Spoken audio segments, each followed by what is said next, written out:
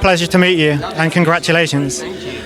So this has been a movie a long time coming. How does it feel to finally get it out on the screens? It feels wonderful, obviously. It's like I'm pinching myself because it's something that I had in the back of my mind for ages, and now finally seeing it coming to life and the whole world, getting to see it, it's insane. Yeah.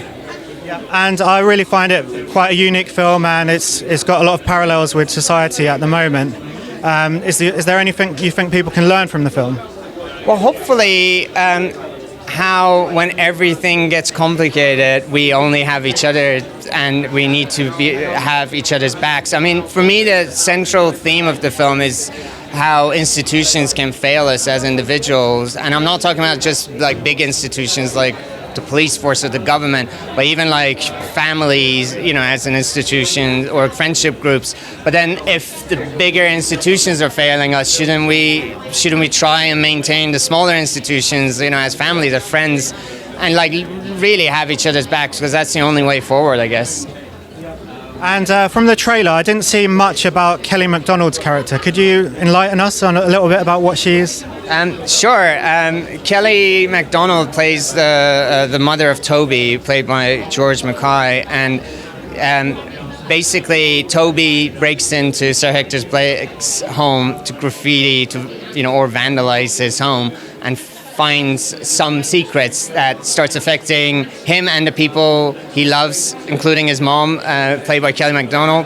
And she gets kind of dragged into this drama or this mystery, and she almost becomes like a detective because she needs to sort of roll up her sleeves and try to piece together this like puzzle that who is Hector Blake and what secrets he's got. That makes sense, without spoiling too much. And the main characters in this movie, they're quite rebellious. They're ready to destruct and do graffiti. Do you think to make a good protest, do you think you need to like break out a little bit, do something a little bit out of the norm to get your voice heard?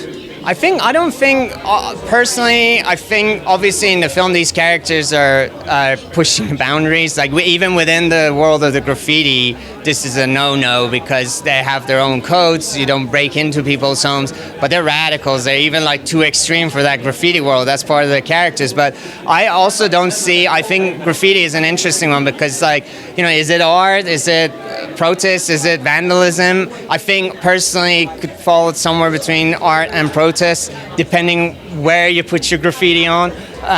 So I do think graffiti is an excellent way to capture people's sort of imagination and make your voice heard, but in a beautiful way. Some of those graffiti works are beautiful and they're lovely. Yeah. So people even put them in their own homes these days. Yeah. Well, thank you very much. It was a pleasure to meet you. Cheers. Thank you.